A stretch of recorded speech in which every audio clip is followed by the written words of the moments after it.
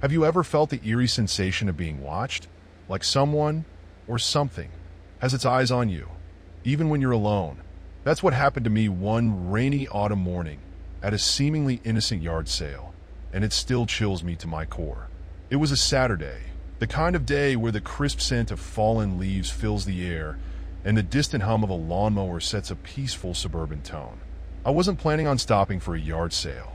I'd been driving out to a quiet cabin in upstate New York, a short retreat to clear my head and focus on my next book. But then I saw it.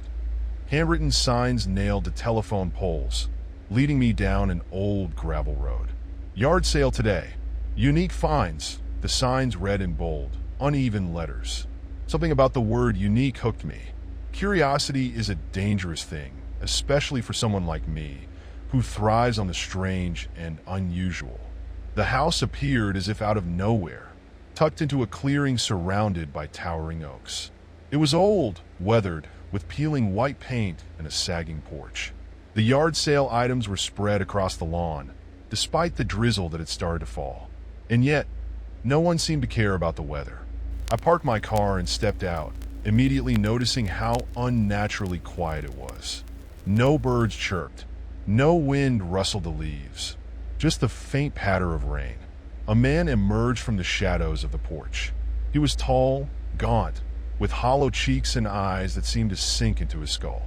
"Looking for anything particular?" he asked, his voice low and raspy. "No, just browsing," I replied, forcing a smile. As I wandered through the cluttered yard, I noticed that the items were odd. A broken cuckoo clock with a bird stuck halfway out, its tiny painted eyes wide in terror. A cracked porcelain doll with a missing arm. A collection of old photographs, sepia-toned portraits of unsmiling people, their gazes unsettlingly direct. But then I saw it. It was a wooden box, no bigger than a shoebox, intricately carved with symbols I didn't recognize. The craftsmanship was exquisite, and I felt an inexplicable urge to pick it up. "What's this?" I asked, holding the box up. The man's demeanor shifted. His sunken eyes flickered with something between fear and anger. "That's not for sale," he said quickly, snatching the box from my hands. His reaction only made me more curious. "Why not? Everything else here is for sale." He hesitated, his bony fingers gripping the box tightly. "It's not safe," he finally said. "Not safe." I echoed, intrigued. He leaned in closer, his breath foul and warm. "Some things are meant to stay buried," he whispered, his tone almost pleading. Despite his warning, I couldn't let it go. "I'll pay you double," I offered. For a moment, he stared at me, the rain streaking his hollow face. Then, with a reluctant nod, he handed me the box. As I left the yard, I could feel his eyes boring into the back of my head. Back at the cabin, I couldn't wait to examine my strange find. The box had no hinges, no locks, just a seamless exterior covered in those mysterious carvings. I ran my fingers over the surface, feeling the grooves of each symbol. And then, as if on instinct, I pressed one of the carvings, a crescent moon etched into the wood. The box opened. Inside was a collection of objects, a tattered piece of paper with faded writing, a small vial filled with dark red liquid, and a single human tooth. Suddenly, the lights in the cabin flickered. I froze, the open box still in my lap. A cold draft swept through the room, carrying with it the faint scent of decay. Then I heard it, a soft whisper, barely audible. "Why did you open it?" The voice was faint, almost like a breeze brushing past my ear, but it froze me in place. My pulse raced as I scanned the cabin. Nothing moved. The room was empty except for me and the open box. "Who's there?" I called out, my voice trembling despite my attempt to sound firm. No answer, just the quiet hum of the rain against the cabin's windows. I looked back at the items in the box, trying to steady my breathing. The tattered paper caught my eye first. I picked it up carefully. It felt brittle, like it might disintegrate in my hands. The writing on it was barely legible, a strange mix of symbols and what looked like Latin. I didn't know Latin, but a few words stood out, ones I'd seen in my research for horror novels. Moore's Vincit Omnia, Death Conquers All. A chill ran down my spine. I placed the paper back, and picked up the vial. The liquid inside was thick, almost syrupy, and dark enough to resemble blood. I tilted it, and it clung to the glass unnaturally, as if resisting gravity. That's when the whisper came again, louder this time, echoing through the room. "Put it back." I dropped the vial in shock, but it didn't shatter. Instead, it landed on the floor with a soft thud, rolling to a stop as the lights in the cabin flickered again. The temperature in the room plummeted. My breath fogged the air, and a faint tapping sound began, soft, deliberate, and coming from the window. I turned slowly, my heart pounding so loudly it drowned out the rain. There, just outside the window, was a figure. Its face was obscured by shadows, but its outline was unmistakable, a tall, thin silhouette pressed against the glass, unmoving. I scrambled backward, nearly knocking the box off my lap. "Who are you? What do you want?" I shouted, though my voice cracked with fear. The figure didn't answer. It simply raised a hand and pointed toward the box. "No," I whispered, shaking my head. "This is ridiculous. This can't be real." But it felt real. Too real. Gathering my courage, or what was left of it, I stood and approached the window. The figure didn't move, even as I got closer. It just stood there, its hands still raised, pointing. With trembling hands, I reached for the curtain to pull it aside and confront whatever, or whoever it was. But when I yanked the curtain back, the figure was gone. The rain continued to patter against the glass, and the yard outside was empty. I let out a shaky breath, trying to convince myself it had been a trick of the light, my overactive imagination playing games with me. Then I heard the front door creak open. I spun around, my body frozen in fear. I hadn't locked the door. Why hadn't I locked the door? "Hello!" I called out, my voice barely a whisper. Footsteps echoed through the cabin, heavy and deliberate. I backed away, my hands fumbling for something, anything I could use as a weapon. My fingers found the fire poker by the hearth. I gripped it tightly, raising it as I edged toward the hallway.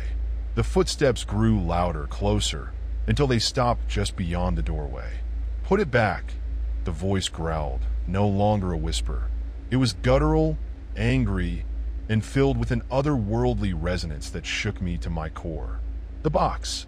Whatever I had unleashed, it wanted the box. I rushed back to the table where I'd left it, my hands shaking so badly I could barely close the lid. The moment I did, the cabin plunged into complete silence. No rain, no footsteps, no whispers, just an oppressive, suffocating quiet. I held the box close, unsure of what to do. Could I destroy it? Bury it? Return it to the man at the yard sale? And then I heard it again, faint but unmistakable. Too late, the voice hissed, sending shivers down my spine. The lights flickered once more before going out completely, plunging the cabin into darkness. I felt it then, a presence behind me, cold and oppressive. My instincts screamed to run, but my legs wouldn't move. A hand, icy and skeletal, rested on my shoulder. And then everything went black. When I woke up, it was daylight. The box was gone, as if it had never been there.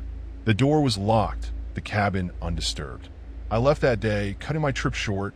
I never went back to the yard sale or the cabin. But sometimes, late at night, I hear faint whispers in the dark, and I know it's still out there. This particular yard sale horror story didn't involve ancient texts or malevolent entities, but something far more insidious, something that burrowed its way into your mind and twisted your perception of reality. It was a scorching summer day, the air thick with humidity, when I came across a small yard sale in a quiet suburban neighborhood. A young couple was selling off their belongings, preparing to move across the country.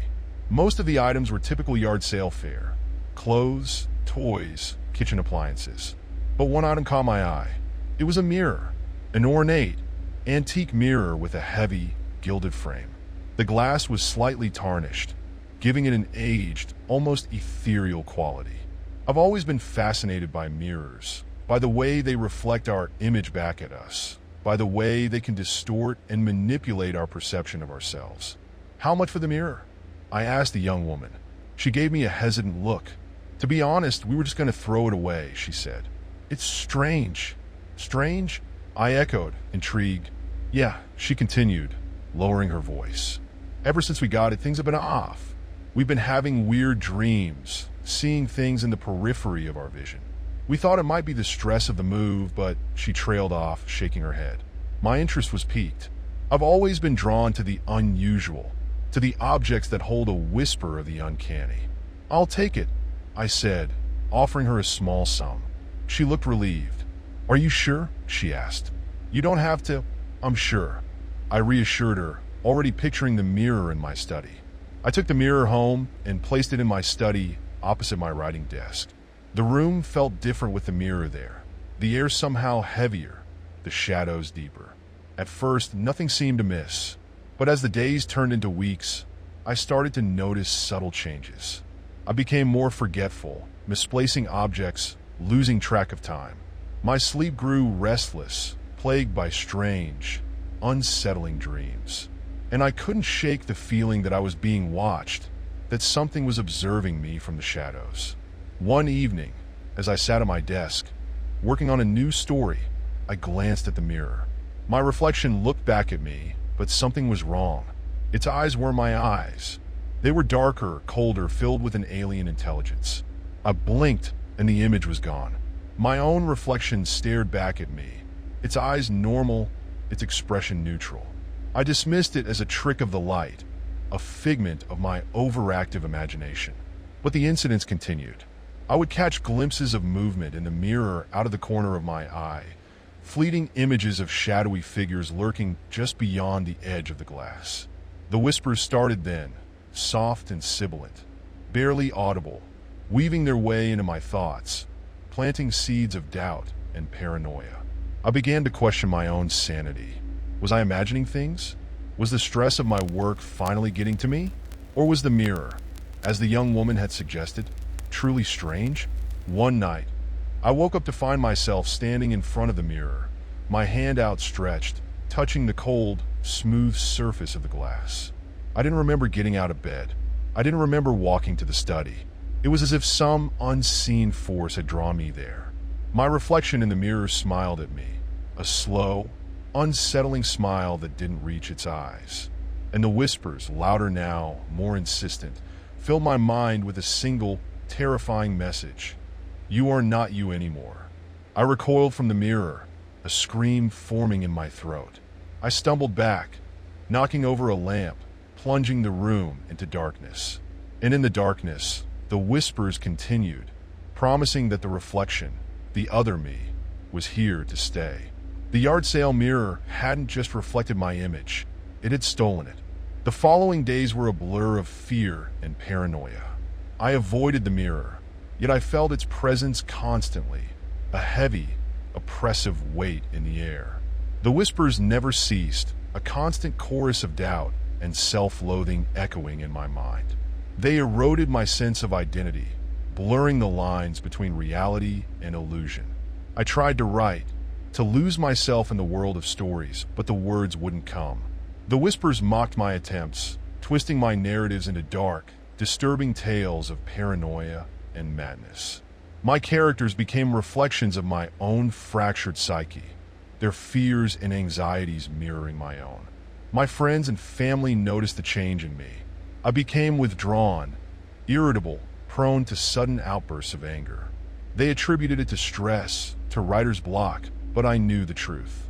The mirror was changing me, consuming me from the inside out. One afternoon, driven to the edge of despair, I decided to confront the mirror. I walked into the study, my heart pounding in my chest, my hands trembling. The whispers intensified, urging me to turn back, to flee before it was too late. But I pressed on. I stood before the mirror, staring into the eyes of my reflection. Its eyes, once so familiar, now seemed alien, cold, and mocking. "Who are you?" I whispered, my voice barely audible.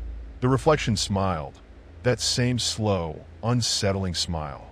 "I am you," it replied, its voice a distorted echo of my own. Or rather, "I am who you are becoming."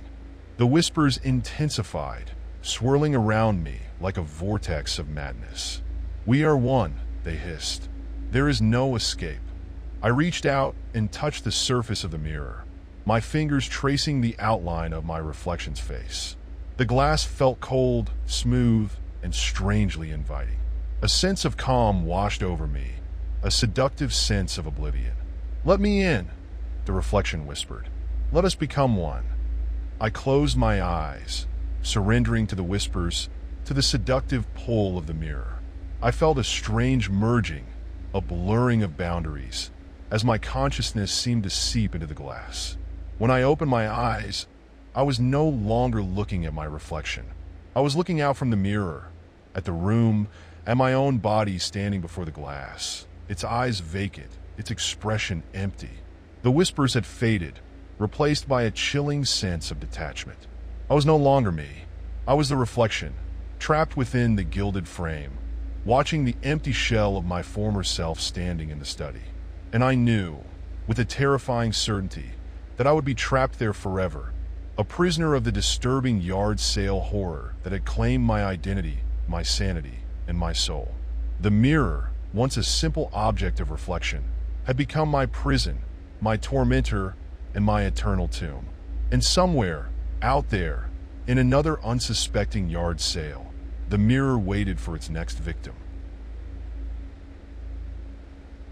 The crisp autumn air nipped at my exposed skin as I rummaged through a box of dusty vinyl records at Mrs. Henderson's yard sale. Sunlight glinted off the chipped porcelain dolls lining her porch swing, their glassy eyes seeming to follow my every move. I'd always been drawn to the peculiar, the forgotten, the whispers of stories clinging to forgotten objects. This, I thought, was a treasure trove. I'd been driving through the back roads of Vermont, chasing the foliage and a rumor of a haunted antique shop, when I stumbled upon Mrs. Henderson's sprawling property. A hand-painted sign reading, "Yard Sale, Everything Must Go," swayed precariously in the breeze. Something about the desperation in those words, coupled with the unsettling quiet of the place, piqued my interest. Mrs. Henderson herself was a wizened woman with eyes that held the weight of centuries. She sat on a rickety folding chair, watching me with an unnerving stillness. When I finally found a record that caught my eye, a faded album cover featuring a shadowy figure lurking in a graveyard, I approached her. "How much for this?" I asked, holding up the record. Her voice was a dry rustle, like leaves skittering across pavement. $2, she rasped, never taking her eyes off me. As I handed her the money, I noticed a peculiar wooden doll tucked under her arm. It was crudely carved, with a disturbingly realistic face and eyes made of small, dark stones. It sent a shiver down my spine. "That's interesting," I managed, gesturing toward the doll. A flicker of something akin to sadness crossed her face. "A family heirloom," she murmured, clutching it tighter. "Don't suppose you'd be interested in that too?" Something told me I shouldn't be, but the collector in me, the insatiable hunger for the unusual, overrode my better judgment. "How much?" I asked. "Free," she said, her voice barely a whisper. "Just take it, please." I hesitated, a knot of unease forming in my stomach. But her pleading eyes, the desperation in her voice, convinced me. I took the doll, its rough wood cold against my skin. Driving away, I couldn't shake the feeling of being watched. I glanced in the rearview mirror and half expected to see Mrs. Henderson's face peering out from behind a tree, clutching another identical doll. But the road behind me was empty. Back at the quaint bed and breakfast where I was staying, I examined the doll more closely. Its carved features seemed even more unsettling in the dim lamplight. As I turned it over, I noticed a small, almost invisible inscription etched into the back. "Beware the whispers." That night, sleep evaded me. The wind howled outside, rattling the window panes, and every creak of the old house sounded like footsteps approaching my door. I could have sworn I heard whispers, soft and sibilant, coming from the corner of the room where I'd placed the doll. I tossed and turned, the whispers growing louder, more insistent. They seemed to be calling my name, weaving a tapestry of fear and dread around me. Finally, unable to bear it any longer, I switched on the bedside lamp. The room was empty. The doll sat innocently on the nightstand, its dark stone eyes gleaming in the lamplight. But the whispers persisted, now a chilling chorus inside my head. I was convinced I was losing my mind. Then, I noticed something I hadn't seen before. A thin, almost invisible crack had appeared on the doll's face, starting from one of the stone eyes and spreading across its cheek. As I watched, horrified, the crack widened, and a single drop of dark, viscous liquid oozed out. "Get out," a voice whispered, not from the doll, but from inside my own head. "Get out now." My heart pounded in my chest. Adrenaline surged through my veins. I grabbed the doll, threw it into a drawer, and slammed it shut. The whispers subsided, replaced by the frantic thumping of my own pulse. I spent the rest of the night huddled in bed, the lights blazing, too terrified to close my eyes. As dawn broke, I cautiously approached the drawer. The whispers were gone. Hesitantly, I opened it. The doll lay inside, seemingly harmless. The crack in its face was still there, but the dark liquid had dried, leaving a faint, discolored stain. I convinced myself I'd imagined the entire ordeal. Stress, exhaustion, a bit too much local folklore seeping into my subconscious. I packed the doll away in my suitcase, determined to forget about the unsettling experience. I continued my trip, driving deeper into the Vermont countryside. The vibrant foliage, the crisp air, and the charm of the small towns I visited helped to soothe my frayed nerves. For a few days, the memory of the doll and the whispers faded into the background. Then, I arrived at the haunted antique shop I'd been searching for. It was a ramshackle building tucked away on a deserted side street, its windows filled with dusty relics and forgotten treasures. The air inside was thick with the scent of mothballs and decay. As I browsed the cluttered shelves, a familiar feeling of unease washed over me. I couldn't shake the sensation of being watched, of unseen eyes following my every move. And then I saw it. On a shelf tucked away in a dark corner sat a wooden doll, identical to the one I'd taken from Mrs. Henderson's yard sale. The same crudely carved features, the same dark stone eyes, the same chilling aura of menace. My heart sank. I turned to the shop owner, a gaunt man with hollow eyes and a nervous twitch. "Where did you get this?" I asked, pointing to the doll. He looked at me with a mixture of confusion and suspicion. "Found it in an abandoned house a few weeks back," he replied. "Creepy little thing, isn't it? Haven't been able to sell it. Seems to unsettle people. Do you know anything about its history?" I pressed. He shrugged. "Just an old toy, I reckon. Probably belonged to some kid a long time ago." I knew he was lying. There was something about his evasiveness, the way he avoided my gaze, that told me he knew more than he was letting on. That night, the whispers returned. Louder, more insistent, more menacing. They seemed to be coming from everywhere, from the walls, from the shadows, from inside my own head. They spoke of darkness, of ancient evils, of a power that lurked just beyond the veil of reality. I couldn't sleep. I couldn't even think straight. The whispers were consuming me, driving me to the edge of sanity. I knew I had to do something, anything, to stop them. I remembered Mrs. Henderson. Perhaps she knew something that could explain the doll and the terrifying whispers it seemed to conjure. At first light, I packed my bags and headed back the way I'd come, determined to find her and uncover the truth behind the disturbing yard sale horror I had unwittingly stumbled into. But when I arrived at Mrs. Henderson's property, the house was gone. The yard sale signs had vanished. The only thing left was an empty field stretching out under a cold, gray sky. And in the center of the field, a single, crudely carved wooden doll, its dark stone eyes fixed on me, a silent testament to the horrors that lay hidden just beneath the surface of the ordinary. The whispers began anew, but this time, I understood. They weren't just whispers. They were promises. Some people love yard sales because they're treasure hunts. You might stumble upon a rare collector's item or a quirky piece of history. But for me, yard sales have become something darker, something I avoid whenever I can. The last yard sale I went to still haunts me, and it started like any other. It was early spring, and the town was buzzing with people looking for deals. I was visiting a small New England village for research, digging into local folklore for my next book.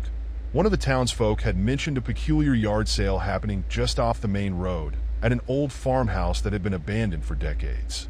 Old Mrs. Delaney's place, they said. Her family's clearing it out. You should check it out, if you're brave enough. That last part sounded like a challenge, and I couldn't resist. Writers are naturally curious, and I'm no exception. When I arrived, the farmhouse looked exactly as I'd imagined. Weathered wood, shuttered windows, and a wraparound porch that sagged under years of neglect. The yard sale was set up in a haphazard fashion. Tables piled with books, old tools, antique furniture, and boxes of random knickknacks. A woman, middle-aged and tired-looking, stood by one of the tables. Her expression was distant, like she was lost in thought. Morning, I greeted her, trying to sound casual. She barely glanced at me. Take what you want. Prices are on the tags. No haggling. Her tone was curt, almost irritated, but I shrugged it off and started browsing. Most of the items were unremarkable. Rusted gardening tools, chipped plates, yellowed books. But then I noticed something on a small table near the porch. An old wooden mirror, its frame carved with intricate vines and flowers. The glass was cloudy, but there was something mesmerizing about it. The carvings were exquisite, far too detailed to have been done by an amateur. I leaned closer, inspecting the frame, and realized there were tiny faces hidden among the vines, dozens of them, their expressions twisted in fear or pain. A chill ran down my spine, but I couldn't look away. Interested in the mirror? The woman's voice cut through the air. I straightened up, startled.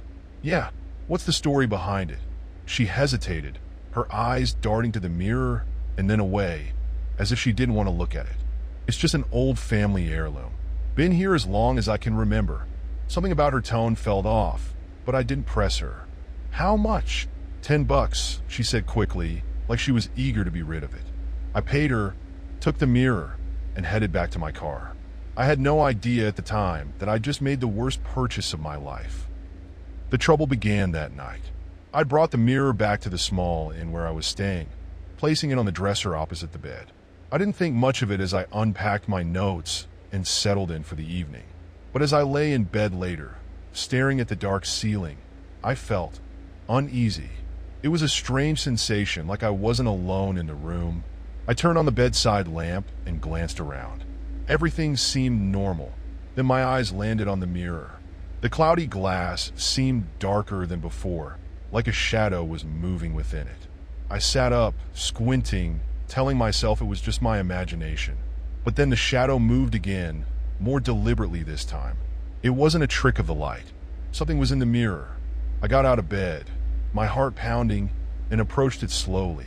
As I stood in front of the glass, I saw my reflection, but it wasn't quite right. The room behind me was different. The walls were bare, the furniture gone. And standing in the corner of the reflection was a figure, a woman with wild, unkempt hair and hollow eyes. I spun around, but the room behind me was empty. When I looked back at the mirror, she was closer, her face pressed against the glass, her lips moving as if she were whispering. I stumbled back, knocking over a chair, and the lamp flickered. Get rid of it, a voice hissed, sharp and desperate. I didn't wait to find out more. I grabbed the mirror, wrapped it in a blanket, and stuffed it into the trunk of my car. The next day, I drove back to the farmhouse, determined to return it. But when I arrived, the yard sale was gone. The tables, the boxes, even the woman, everything was gone. The house looked abandoned again, its windows boarded up, its porch covered in cobwebs. I knocked on the door, but no one answered. Frustrated, I left the mirror on the porch and drove away, hoping that would be the end of it. But that night, as I lay in bed, I heard a faint tapping at the window. When I pulled back the curtain, the mirror was there, leaning against the glass, its carved faces grinning at me. I never figured out how it followed me or what it wanted, but I don't go to yard sales anymore. Some things are better left alone. I stared at the mirror through the window, paralyzed by a cold, creeping dread. How had it gotten here? I had left it miles away at the farmhouse. And those carvings on the frame, the twisted faces, seemed more pronounced now, almost alive, their expressions writhing in silent agony. I wanted to believe it was a trick of the light, but deep down, I knew better. Taking a deep breath, I opened the door and stepped outside into the cold night air. The mirror leaned innocently against the window, as if it had been placed there with care. But the moment I touched it, my skin prickled, and an overwhelming sense of nausea hit me. Dragging the mirror to my car, I shoved it into the trunk once more, slamming the lid shut as if that could contain whatever curse it carried. That night, I didn't sleep. Every creak of the old inn seemed louder, every shadow more menacing. But morning finally came, and with it, a sense of resolve. I needed to get rid of the mirror, permanently. My first thought was to take it to the nearest dump. The small town had a landfill about 10 miles away, and I wasted no time driving there. The entire way, I felt the weight of the mirror in the trunk. Not physically, but as if it were radiating some malevolent energy that pressed down on me. When I arrived, the landfill was deserted except for a lone worker who waved me toward a massive pit of discarded trash. I backed up to the edge, opened the trunk, and hesitated for just a moment before pushing the mirror out. It hit the pile below with a dull thud, shattering into dozens of jagged pieces. Relief washed over me as I watched it disappear into the mound of debris. But as I turned to get back into my car, I heard it, a faint, distant voice carried on the wind. "You shouldn't have done that." I froze. The landfill was silent except for the buzzing of flies. The worker was nowhere in sight. Shaking it off, I got in my car and drove away, determined to put as much distance between myself and that cursed object as possible. That night, I checked into a new inn in the next town over, hoping a change of scenery would ease my mind. But as soon as I walked into the room, my heart sank. There, sitting on the dresser, was the mirror. It was whole again, as if it had never been broken, and its frame looked different, more sinister. The faces carved into it were no longer twisted in fear, but smiling, their grins wide and mocking. I staggered back, my knees nearly giving out. "No, this isn't possible," I whispered, but it was there, undeniable and real. And then the reflection changed. The room in the glass wasn't the room I was standing in. It was darker, colder, filled with a thick fog. And in the center of the reflection stood a figure, a tall, shadowy silhouette with glowing red eyes. It stared at me, unmoving, as if waiting for something. I turned to run, but the door slammed shut on its own, locking me inside. "Why won't you leave me alone?" I screamed, tears streaming down my face. The shadow in the mirror tilted its head, almost curiously, before it began to move closer to the glass. Its red eyes burned brighter, and I felt the temperature in the room plummet. The mirror began to hum, a low, vibrating sound that resonated deep in my chest. I pressed myself against the wall, helpless as the shadow reached the surface of the glass. Then it stepped out. It was taller than I'd realized, its form barely solid, like smoke wrapped in darkness. The red eyes were piercing, and its presence filled the room with an oppressive weight. "You brought me back," it said, its voice a chilling blend of many, male, female, old, young, all speaking at once. "I don't even know what you are," I shouted, trying to keep my voice steady. It tilted its head again, the same curious motion, before stepping closer. "You invited me when you took the mirror. It's a doorway, and now you're part of it."